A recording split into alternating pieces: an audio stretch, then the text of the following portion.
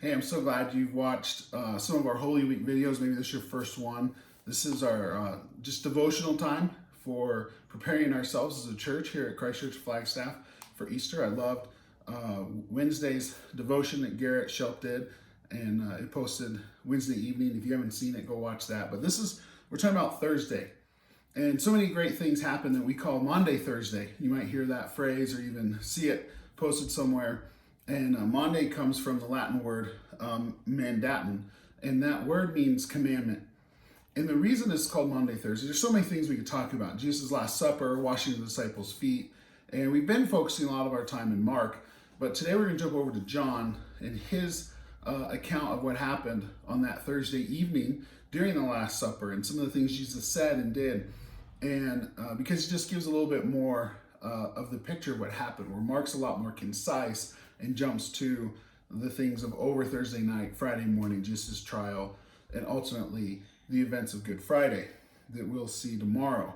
But Maundy Thursday, Commandment Thursday, comes from this verse in John 13, verse 34. A new command I give you, love one another. As I have loved you, so you must love one another. Jesus, basically at this point in the evening, in the conversation at Passover, he's saying the old covenant had all these rules and commandments. We had 10 commandments. We summarized hundreds of commandments and suggestions and rules and regulations into 10. And he says, I'm going to make it even easier for us in the new covenant. For my followers, he says, there's one. And it's a commandment of love. To love one another. And not just say, hey, I love you, or to feel love, or to like mentally assent to love, and like, oh, I'm agreeable to you. He said, I want you to love as I have loved you. And then the next day he goes and demonstrates the depths of that love, that there's nothing he wouldn't do, even giving his own life. So he says, all of the other things, they're fine. But here's what happens. You and I would rather have a list, right? We'd rather have 10 commandments or 400 rules and guidelines. At some level, that gives us comfort because we can look and check boxes and say, yeah, I can do that. Or I did this well. And as long as we have more yeses than nos and we check more boxes than we miss, we feel like we're doing good. But this commandment, you can't find in the commandment of loving people like Jesus loved us. No, there's no loopholes. Even in the 10 commandments, I can find a loophole. I can find a loophole in any set of rules and regulations. So can you. But not with love. And not if the standard is the love that Jesus has shown us.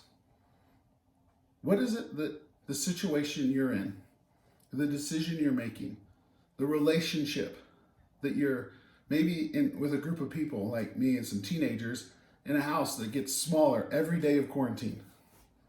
What does love require? See, that's just the standard of a follower of Jesus. In every context, in every conversation, in every relationship, you just need to ask, what does love require of me here? What would it look like if Jesus were in this moment and he were to make this decision and I make that decision? That's the new covenant.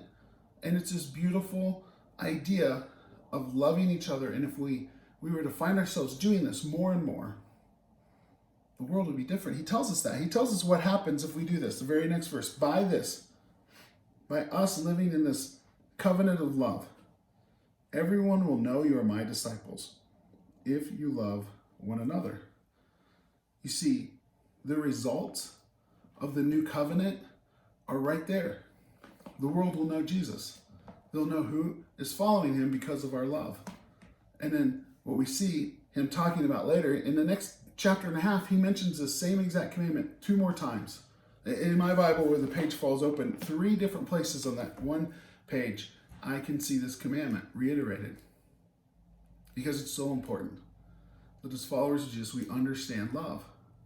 And not just feelings of love, intentions of love, but actions of love. So what is it in the middle of this crisis, this quarantine, this whole thing that we find ourselves in? What does love require of you? And let's do that. And what I love about that is that when we don't, we make a mistake. God's grace is there. And we get the chance again, and the very next thing, to demonstrate love. to live out another Maundy Thursday. We get to do it every day. And we get to do it with joy and excitement and celebration because of what's going to happen Sunday morning and Easter and the resurrection, bringing us hope and new life. This commandment is not drudgery. It's not a burden. It's what we need to live life to the fullest, which is also what Jesus promised we would have.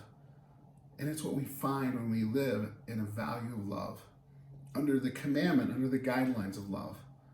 So I hope you're having a great time, and that whatever your situation is leading up to this Easter, whether you're a medical worker on the front lines, we thank you. You are heroes right now. You're doing so much good. You're saving lives. You're playing so many different roles you never played before.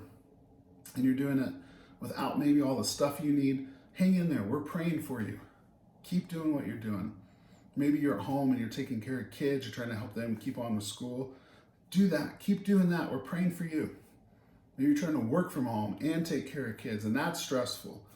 Or maybe you're just one of those people who now you just have a lot of free time. Whatever it is, wherever you are, just do the next thing with the idea of what does love require here? That's what Jesus died for. That's what he paved the way for. That's the new covenant he gives us. It's always been about others, and it still is.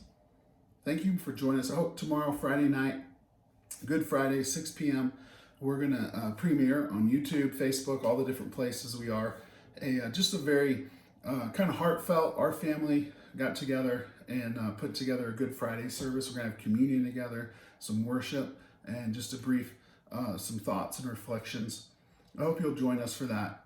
And it's just our gift to you, to our friends and our family. And then Sunday morning, 9:45, our Easter service kicks off with some fun stuff for our kids in the junction, and some things for our teenagers, just some information for them. And then at 10 a.m., right on the nose, we start with our main service for everyone, for your family and friends. And just join us for that. Please share that. Links, they're coming out soon.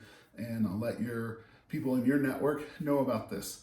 And we're just so grateful to be able to connect in this way as a church family this Easter and this Holy Week. And we anticipate all the great things that God is going to use this time of crisis for his benefit and his glory. Thanks so much.